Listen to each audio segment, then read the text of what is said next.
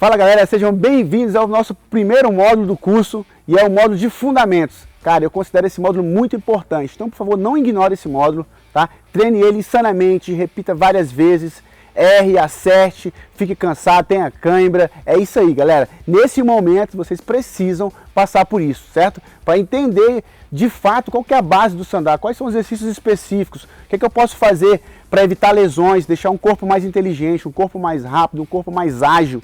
Tá? E quando eu falo de evitar lesões, a gente sempre lembra do trabalho de fortalecimento. Mas o trabalho de fortalecimento feito, seja no Pilates, numa musculação, no CrossFit, não é específico. Então tudo que eu estou passando aqui é específico para que vocês possam evitar lesões e fazer um Sandá de forma mais progressiva, saudável e coerente com a modalidade, certo?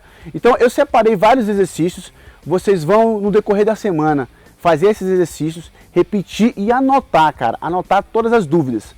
Essas dúvidas a gente vai tirar numa aula ao vivo, que eu vou estar com vocês, tá? Dentro da programação com dia e horário marcado, vocês vão tirar essas dúvidas. E se por algum motivo você não puder assistir essa aula ao vivo comigo, não tem problema, essa aula fica gravada aqui na nossa plataforma e você vai poder assistir quantas vezes e que horas você quiser e precisar, enfim. Todo o conteúdo vai estar aqui. O legal é que você consiga seguir a programação do curso para que a gente vá fazendo junto todos os módulos. Mas vocês vão estar aí, cara, com isso durante 2 anos disponível para poder evoluir de fato o seu Sandá, tá? Então, fique muito atento a tudo que eu passei lá, anote essas dúvidas e agora a gente vai pro tatame, cara. E no tatame eu vou explicar para vocês o que eu fiz e vocês vão repetir e a gente tira as dúvidas na aula ao vivo. Valeu! Fala aí galera, então agora vamos à prática. Aqui agora no tatame a gente vai começar a fazer de fato os exercícios no qual eu te falei, que são exercícios de fundamentos. Então fiquem muito atentos, tá? Eu vou repetir algumas vezes aqui, esse número de vezes não é o número de vezes que você vai repetir, porque eu não sei qual que é a sua realidade de tempo de treinamento, cara. Uma coisa que eu posso te passar agora e te adiantar, mas isso depende muito do tempo que você tem. Não sei se a aula que você dá é de 1 hora, se o treinamento que você usa é de 1h30, de 2 horas. Uma coisa que eu posso te adiantar é o seguinte, existe um tempo para aulas comerciais, aulas de segunda, quarta e sexta, que você vende um Sandá para alguém, existe as aulas de treinamento. Eu sei que muitas pessoas usam a mesma aula para fazer as duas coisas, treinar atletas e vender para pessoas que querem saúde, bem-estar, enfim, que querem aquilo como um hobby. Mas eu estou aqui para falar de alto rendimento, para falar de aprendizado também, né? Então, vamos separar as coisas. Para as aulas de alto rendimento, vocês vão procurar usar o aquecimento e os fundamentos 30 minutos. Cada aula que você vai dar de treinamento, procure usar 30 minutos só de preparação entre fundamentos específicos do Sandá, que é o que eu vou passar aqui. É os que vão te dar mobilidade, vão te dar agilidade, tudo isso que eu falei no vídeo anterior. Tudo bem? Se é uma aula comercial, você pode fazer isso mais enxutamente. O que é que vai acontecer na aula comercial? Você vai repetir menos vezes. Certo? Cada sequência, cada volta, cada movimento. Então, pense nisso. Pense sempre em treinamentos de repetições maiores que 20 vezes, certo? Para atleta, 50 vezes, 100 vezes, 500 vezes, dependendo do golpe que você quer melhorar, tá? Então, fique muito atento quanto a isso. Então, não ignore nenhuma parte dessa do treinamento, por favor. Ah, isso aqui eu já faço, isso aqui eu sempre fiz, eu já sabia. Tem muita coisa que a gente já sabe, que a gente já sabia. E tem muita coisa que a gente sabe e não pratica. Não adianta nada você já ter visto, já saber como é que faz, se você não faz, se você não repete, sabe? De nada adianta se eu for lá numa China, ver todo mundo fazendo e chegar em casa e não repetir aquilo. Cara, não passa por osmose, tá? Treinamento esportivo não passa só assistindo, tem que realizar, tem que fazer, tem que repetir. Isso é a premissa básica, tudo bem? Então olha só, bem tranquilamente a gente começa com corridas, certo? Essas corridas vocês vão fazer em várias direções, vão fazer em volta do tatame, em zigue-zague, eu não sei qual espaço que você tem, mas use a corrida ali como uma preparação. Lembrando que basicamente os calcanhares não devem encostar no chão, certo? Então ao correr eu já começo a estimular aquele trabalho de panturrilhas, que é o trabalho que a movimentação do Sandá faz. Então, se você tem um aluno ou um atleta que gosta de correr chapado, com o pé pisando ali, meio cansado, já se arrastando, cara, estimula ele a correr na ponta do pé, certo? Alternando os braços com uma postura legal. O aquecimento é muito importante para que isso aconteça, certo? Vocês podem correr em duplas, podem correr em outras direções, mas é sempre importante esse deslocamento para um lado ou para o outro, enfim, qualquer que seja ele. Tendo essa corrida, seja de frente, seja de lado, seja qual for a posição que você está, na hora de dividir, lembra, você tem que saber o tempo que você tem de aula, né? E aí eu vou correr de costas, certo? Eu vou correr em várias direções. Isso prepara o meu corpo para fazer uma aula mais segura. Lembrando que quanto mais aquecido eu tiver e quanto mais as articulações eu trabalhar, menor o risco de lesão. Essa parte do aquecimento ela não serve só para esquentar a temperatura do corpo, mas ela serve também para evitar lesões. Então por isso que eu faço vários movimentos em direções diferentes, que é para simular e deixar meu corpo pronto para quando eu quiser usar ele em posições diferentes e horas diferentes, eu não me machucar. Então não tenha vergonha de correr em várias direções, certo? Aqui eu estou passando alguns modelos e algumas formas de corrida que você pode usar durante seu treinamento. Essas corridas laterais, lembra de sempre os atletas, o seu aluno, enfim, relaxar bem o quadril, certo? Eu ainda estou sempre estimulando a ponta dos pés, mas de fato eu tenho que deixar um quadril relaxado, certo? Uma passada grande. Lembra que quanto mais relaxado eu tiver o quadril, facilita os movimentos. Então no aquecimento eu faço isso. E se ele não tem o costume de fazer, cara, deixa ele repetir, entendeu? Você marca pelo menos de 1 a 2 minutos para cada movimento de corrida. Aí eu tenho esse mesmo deslocamento de forma lateral, só que aí eu já não abro, eu não junto os pés. Eu tento me deslocar com os pés afastados sem uni-los. Consegue ver a diferença? Isso causa uma queimação na região do abdutor, que é a região do quadril ali, onde faz com que eu tenha uma finalização do movimento na hora do chute. O movimento de abdução da perna, ele é muito estimulado pelo músculo que tem ali do lado do bumbum, assim, ó, do lado do quadril. Então, quando eu faço esse movimento de deslocamento sem juntar as pernas, já é uma variação que eu consigo fazer desse movimento. Então, façam com que eles façam esse movimento sem juntar os pés. Na hora de levar os calcanhares no glúteo, no bumbum mesmo, na bunda, eu devo fazer isso de forma explosiva. Às vezes o atleta fica com preguiça e ele não leva o calcanhar lá em cima, mas é muito importante que ele bata realmente o calcanhar alternando os braços ali. Ó. Isso vai estimular a força elástica do movimento quando ele estiver realizando o chute. A parte, sabe, a que volta. É muito importante que o chute ele volte mais rápido que ele vá. Então eu preciso de uma ativação dos músculos posteriores de coxa, que é o que faz o retorno dos chutes bem ativados. Então falar para ele que usa isso aqui de forma rápida é importante. Quando a gente conduz o movimento para o exercício, o mais importante desse movimento é ele entender o porquê que ele está fazendo ele. Esse deslocamento que a gente tem alternando os lados, você pode simular ele de guarda alta ou de guarda baixa. Isso não influencia tanto no movimento, certo? O importante é entender que eu vou girar sempre para lados contrários também, para facilitar a minha lateralidade e a minha indução do corpo. É importante que eu domine o corpo. Então eu posso virar tanto para dentro, que é um movimento muito comum, quanto para fora, certo? Passada grande e ampla, estimulando sempre a região do meu quadril. Olha, eu vou crescer, vou deixar a mão, esses cotovelos para baixo, tá? Lembrando que o tempo você vai determinar se você vai colocar 1 minuto para cada exercício, se você vai colocar 2 minutos. Você vai perceber como treinador e como professor o que o seu aluno tem mais dificuldade de fazer. Lembrando, se você consegue ter uma aula de 1h30, deixe pelo menos de 25 a 30 minutos para preparação, para o aquecimento e para exercícios específicos, para que você possa dominar o seu corpo para que haja isso. Olha esse movimento que você gira o quadril. Parece um samba, né? Mas às vezes as pessoas têm dificuldade de fazer isso.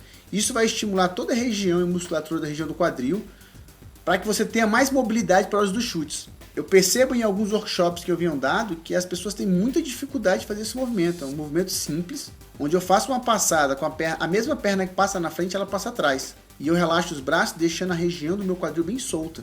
Acredite, parece ser simples, mas os alunos se complicam na hora de realizar.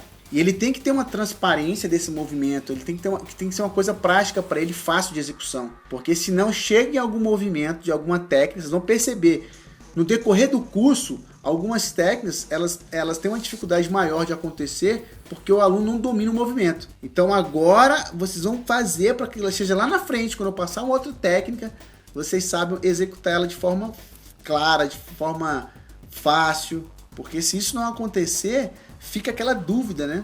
Como é que faz isso? Por que não sai isso? A gente vai entrar mais em uma técnica agora, certo? É uma técnica ainda visando a parte do aquecimento. Eu preciso manter os meus joelhos altos e os braços alternados. Lembrando que a primeira coisa que acontece na hora do chute é a elevação do joelho. A gente vai falar isso mais à frente em outros módulos. Mas esse movimento do joelho e essa ativação do músculo que chama elipsoas, que é o flexor de quadril, ele tem que estar muito relaxado para o atleta. É claro que o trabalho de flexibilidade tem uma grande importância nisso, mas esses movimentos de joelho alto, eu tenho percebido que alguns atletas, eles por preguiça, faz ali, né, na metade da altura. Cara, o mínimo que você tem que exigir desse cara é que ele faça isso, o joelho fique pelo menos na altura do quadril. Ele tem que estar na altura do quadril, com o peito aberto, com postura de atleta, olhando para frente, de forma desafiadora. Ele não pode só simplesmente levantar o joelho aleatoriamente de alguma forma. Ele precisa ter isso muito consciente, né? É importante isso. Já essa técnica que a gente está usando agora, que ainda para soltar o quadril, parece um frevo, né? Mas não é, galera. A ponta do pé vai para fora e eu giro, ó, eu aponto um pé e o outro totalmente externamente. A minha parte adutora da coxa vai alternar isso. E eu preciso estar relaxado, cara. E no começo vocês vão ver, vai ficar durão, você vai perder o compasso, mas é muito importante que você relaxe o quadril e ponha a ponta do pé pro lado, apoiando apenas os calcanhares. Diferentemente do chute, que eu alivio o calcanhar para girar na ponta do pé. Agora, nesse educativo, eu vou apoiar os calcanhares e botar a ponta do pé pro lado. E de forma bem relaxada eu vou girar o meu quadril. Percebe que o Ricardo aqui, ó, ele tem uma leve dificuldade e às vezes ele faz os dois pés para o mesmo lado. Isso é um erro comum, mas eu vou alternar sempre um pé para cada lado, sem deixar meus pés apontarem ao mesmo tempo para o mesmo lado. Então, treinar isso de forma relaxada. Esse movimento, ainda para estimular a liberação do quadril e o músculo flexor de quadril, para melhorar o chute, deixar um quadril mais relaxado, eu vou elevar as mãos embaixo da coxa e vou saltar alternando para um lado e para o outro. Lembra, é muito importante que eu estimule sempre os movimentos na ponta do pé e eu coordene o meu movimento para criar agilidade no meu quadril e na saída do joelho para a hora do chute. Esse movimento eu posso fazer em várias direções, certo? Seja para frente, seja correndo em círculo, seja correndo em zigue-zague.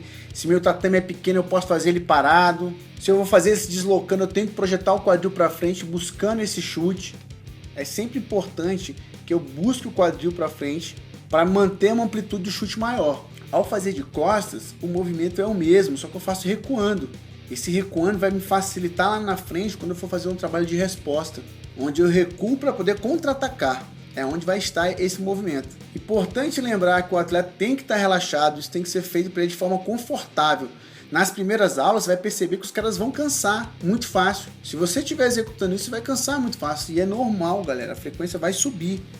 Depois que isso virar uma coisa comum no seu treino, você vai ver que vai ficar mais fácil para você, certo? Você vai cansar menos na hora de fazer o específico, na hora de fazer os chutes, fazer outras coisas que estão envolvidas ali no seu treinamento. A gente vai trabalhar a região do quadril. É importante que essa região do quadril esteja muito relaxada, eu gosto de falar isso, porque o segredo do chute está no quadril. Então eu tenho mais esse educativo aqui, ó. É um educativo como se eu estivesse transpondo uma barreira. Se você tem na sua academia aquela barreirinha funcional, cone, alguma coisa do tipo, você pode colocar para o aluno passar essa perna por cima, entendeu? E ele vai se deslocando lateralmente e vai coordenando a perna direita com a perna esquerda.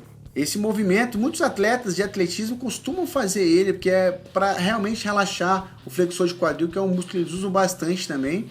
Então a gente vai alternando ele aqui, ó. Lembrando que você pode colocar uma barreira e transpondo ela, certo? Mas é importante que você tenha essa coordenação de subir alternando com a outra perna. Faça em várias direções, de frente, de costas, mas gire essas pernas de formas alternadas. Esse exercício também facilita e imobiliza o quadril.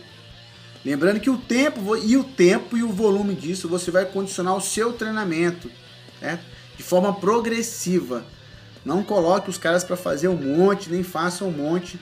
Nesse início é o que eu falei, vocês vão ter câmera, é normal.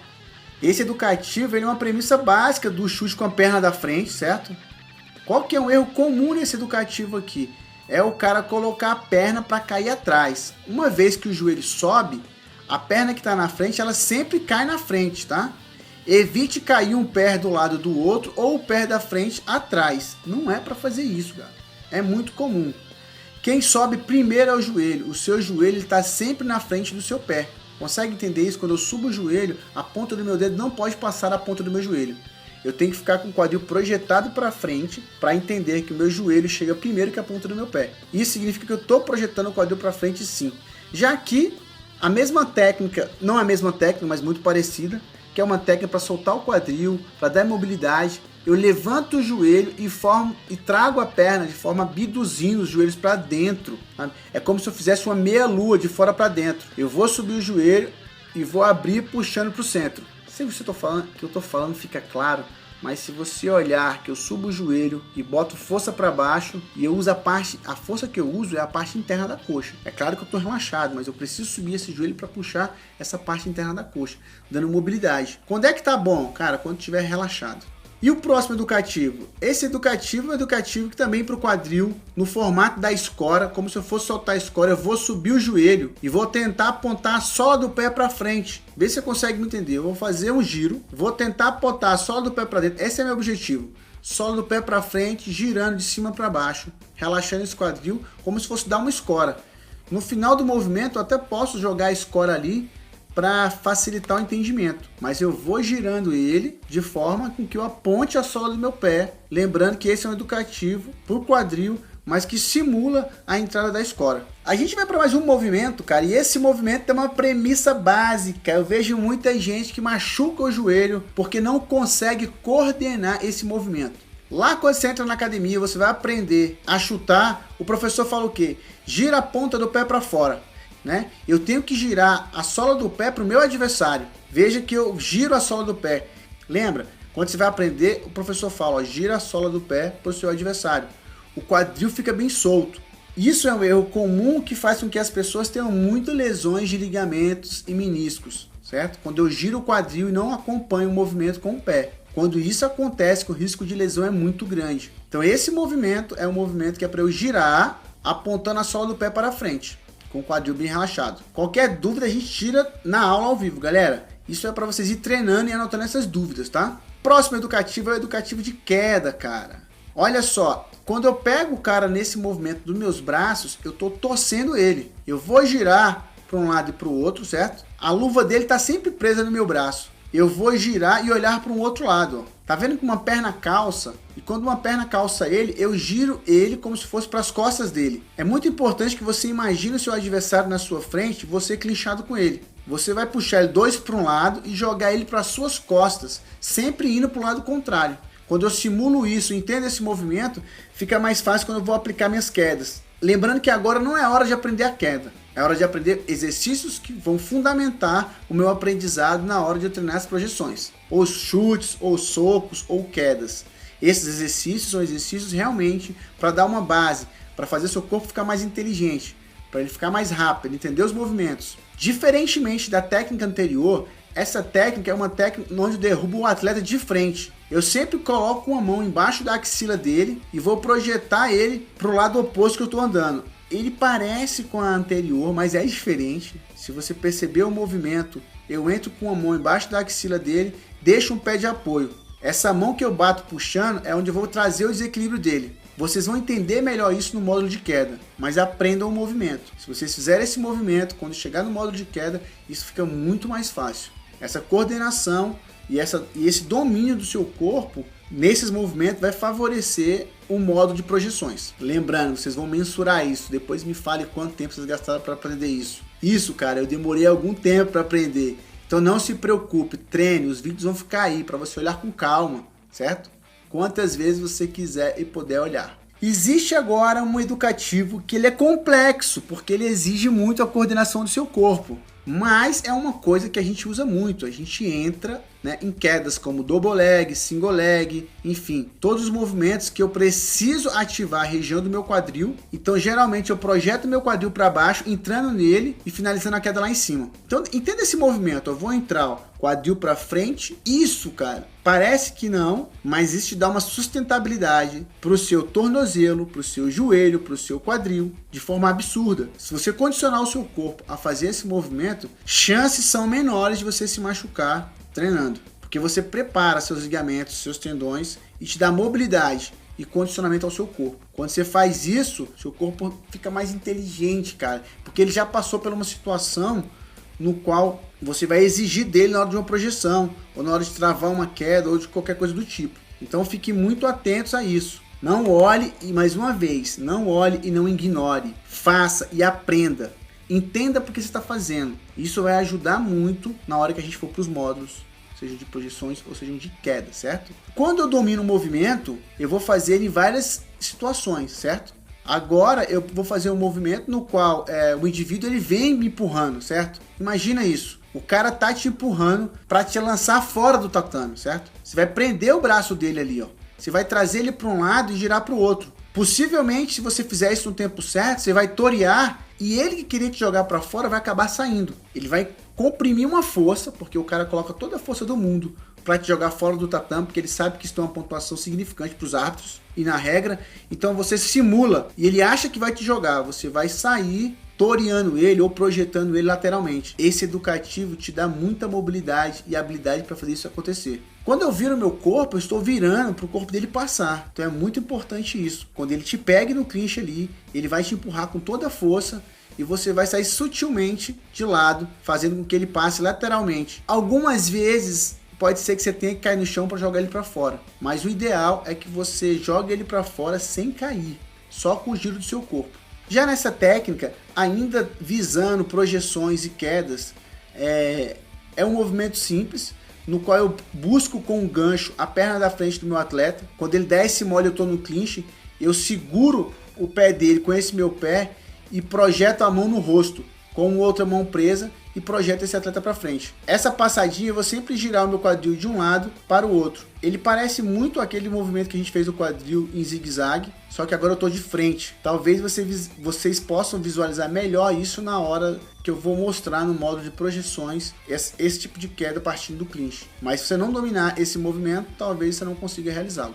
E um movimento muito clássico que a gente tem nesse educativo, que é o movimento do single leg, da entrada, né? Lembrando que o cara, para entrar na entrada nesse single leg, ele tem que estar com o quadril baixo. Se ele não tiver com o quadril mais baixo que o quadril do adversário dele, cara, ele pode até derrubar, mas ele vai gastar muita força. É muito importante que ele consiga baixar o quadril e esse quadril fique mais baixo que o seu adversário. E que ele consiga entrar e ter mobilidade para girar lá embaixo. E caso isso não dê certo, ele esteja pronto para subir novamente.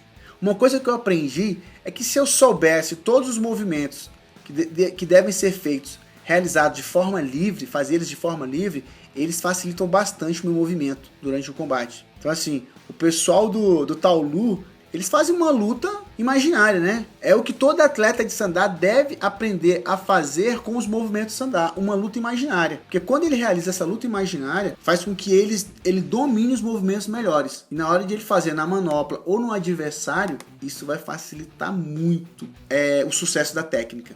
Entendeu? Então não fique com vergonha de fazer lutas imaginárias na frente do espelho ou sozinho. Porque quando você faz essa luta imaginária, você está simplesmente repetindo o movimento do golpe algumas vezes, se cansando menos e aperfeiçoando ele da melhor forma possível.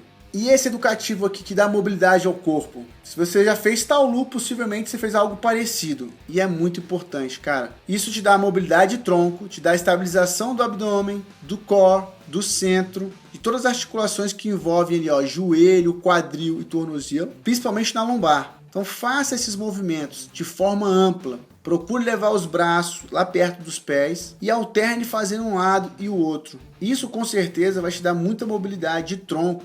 E algumas quedas, elas precisam dessa mobilidade. Algumas vezes não dá certo e você cai, é normal. Mas tá tudo bem com isso. O importante é deixar um corpo inteligente. E esse deslocamento, meu Deus, que coisa engraçada é essa, Dionísio? Cara, faça isso. A entradinha do baulão, a encaixadinha do quadril para projetar o cara por cima de você. Parece besteira, mas essa bundadinha você vai usar ela em alguma hora que você queira projetar o seu adversário por cima das suas costas e que ele caia de forma limpa, sem que você perca um ponto na queda, lançando ele longe. Então eu tenho que agachar e projetar de um lado para o outro. Vou fazer isso em diagonal, sempre batendo meu quadril de baixo para cima, fazendo com que ele suba por cima das minhas costas. É claro que o movimento de queda não é esse, mas esse é um educativo que favorece a entrada do quadril. Algumas horas eu olho para essas coisas e falo, cara, será que eu preciso mesmo realizar isso? E quando eu vejo a facilidade dos movimentos entrando, dos golpes, fortalece e aí eu vou repetir cada vez mais. E essa técnica da passada, onde eu olho para o meu calcanhar, olha só, a perna que está à frente é a perna que eu vou girar meu tronco, olhando por cima. E quando eu olho por cima aí, ó, que eu estou olhando com a cabeça baixa, eu estou olhando para o meu calcanhar que está lá atrás. Tá vendo esse calcanhar que está atrás? Você tem que ver ele. A cada movimento ali eu estou olhando para o meu calcanhar.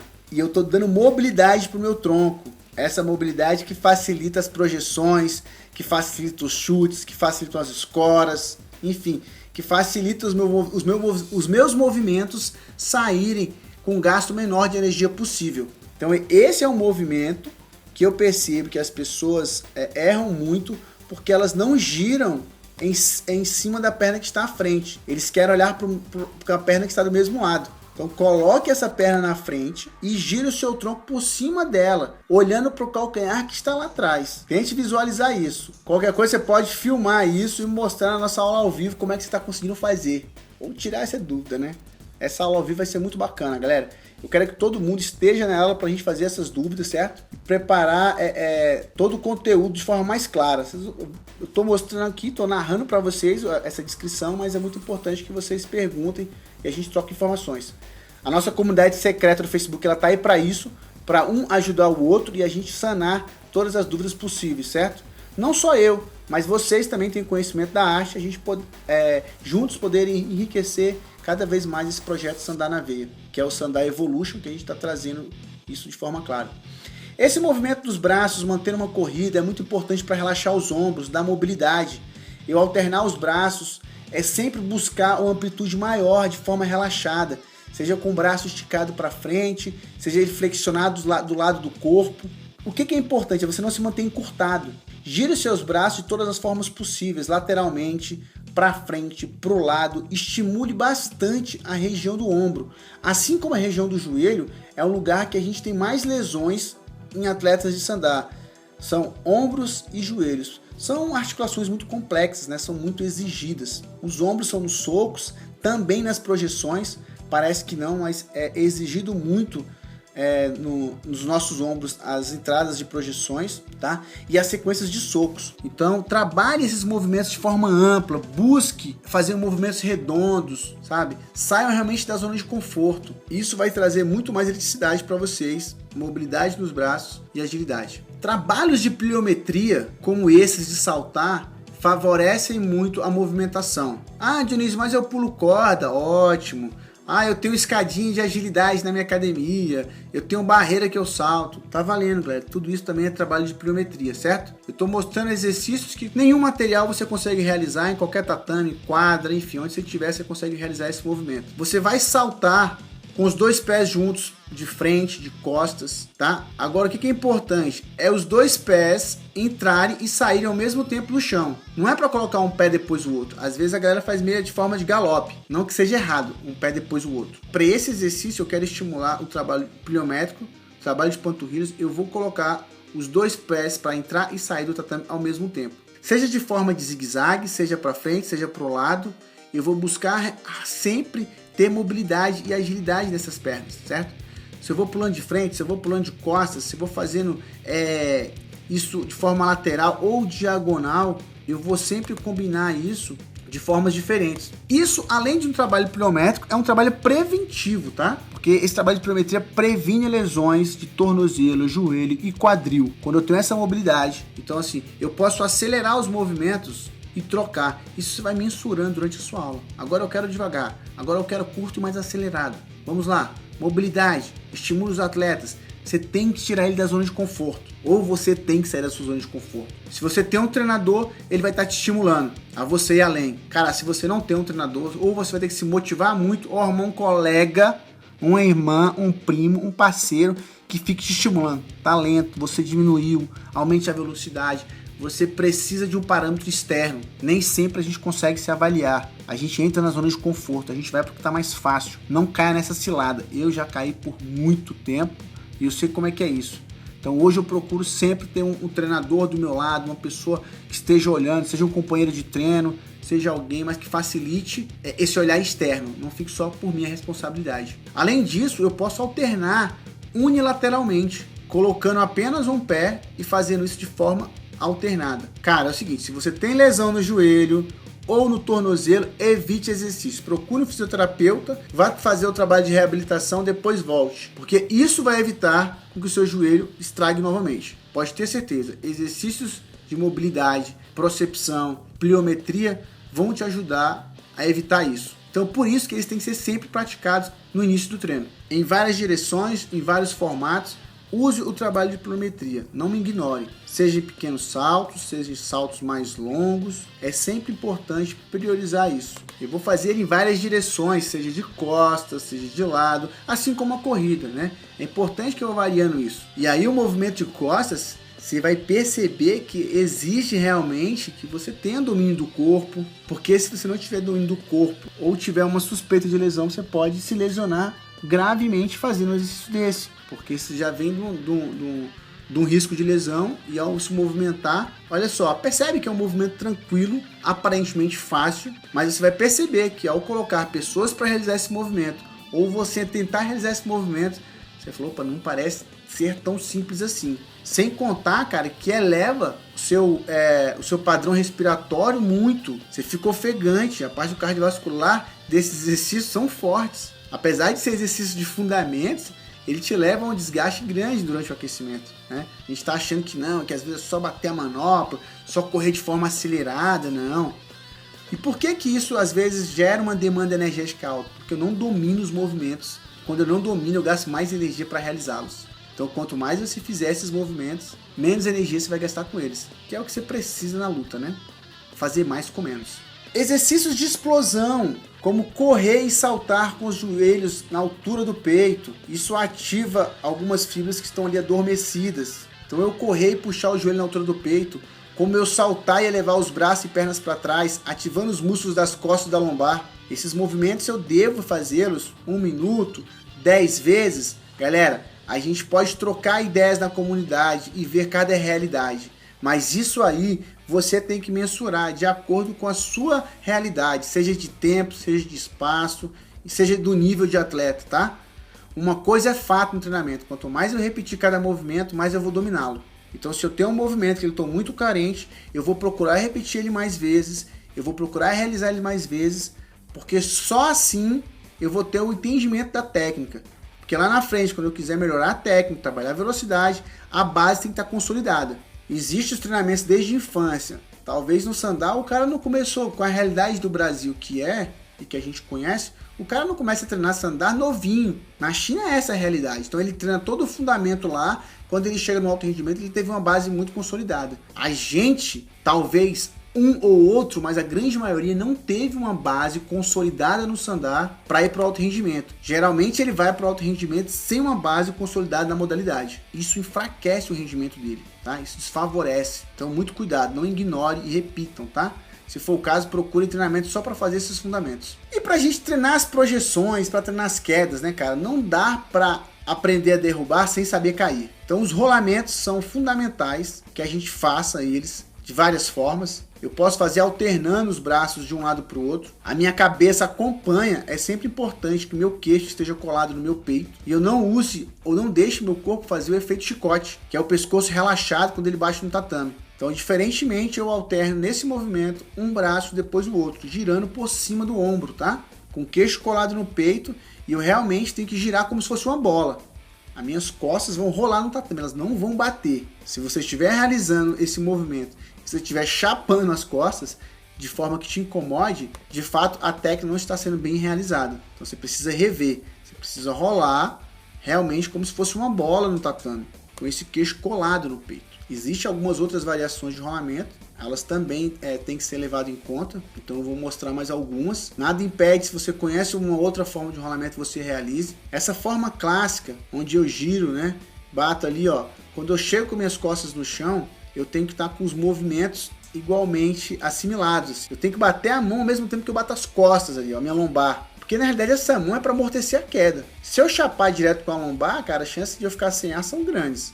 E eu já subi depois de uma projeção dessa e depois de uma queda muito cansado para o meu adversário. Então é importante que realmente eu role de forma clássica. Essa próxima queda que eu vou mostrar não é uma queda muito confortável de se fazer. Os alunos iniciantes eles têm medo, mas é uma forma de você fazer ela para tirar o medo de cair. Então, para os alunos iniciantes avançados, vocês podem estar de pé e eu vou projetar meu corpo para frente, amortecendo essa queda na palma da mão, nos antebraços. É importante que eu caia de forma relaxada, porque senão vai doer os meus ombros e vai doer meu antebraço. Então eu vou cair e quando eu caio, meu abdômen está contraído. Mas é um educativo para o aluno, para o atleta perder realmente o medo de se jogar ao chão ou de se deixar ser jogado, para dominar melhor a técnica. E se ele tiver com muito medo, ou receio, ou sem jeito de cair da altura, você pode pedir para que ele fique de joelho e faça isso ajoelhado. Isso vai dar confiança para ele cair depois de forma ereta, né? Não ficar tão cansado ali ou ficar tão preocupado ali embaixo. Então, façam isso, não deixe, principalmente nos treinos de queda. Se você vai fazer um treino só de projeções, essas repetições elas têm que ser mais volumosas, tá? Essa queda lateral eu posso fazer ela andando ou posso fazer parado, mas é uma técnica onde eu caio lateralmente, lembrando que o queixo está colado no peito, uma mão está com o outro e a mão que bate ao tatame ela tem que ser ao mesmo tempo que o seu quadril encosta na lona ou no chão, enfim. Mas é um movimento de amortecimento, certo? Onde eu passo para um lado e passo para o outro. Talvez você conheça outros movimentos, lembrando disso. E não tem nada de errado com outros movimentos de rolamento. O importante do movimento de rolamento que você esteja fazendo, ou que você vai fazer, é que não canse ou que não gere nenhuma dor durante o acontecimento, tá? Esses movimentos eles têm que ser de forma mais relaxada possível. Se você está fazendo e está doendo durante, agora é o seguinte, cara, doer no outro dia é comum. Cansei de ver as pessoas que não são acostumadas me procurarem para treinar projeções. Ah, Dionísio, preciso melhorar minhas quedas. Aí ele chega, eu dou 15 minutos de rolamentos, amortecimento, jeito de cair. Aí o cara, Dionísio, eu vim aqui para aprender a derrubar e não a cair. Eu falei, pois é, cara. Aí que mora o segredo. Você não aprende a derrubar se você não aprende a cair. Aí no outro dia tá o quê? O cara não treina a queda e ele tá todo dolorido. Dói trapézio, dói pescoço, dói ombro, dói lombar. Porque a musculatura realmente não estava sendo estimulada.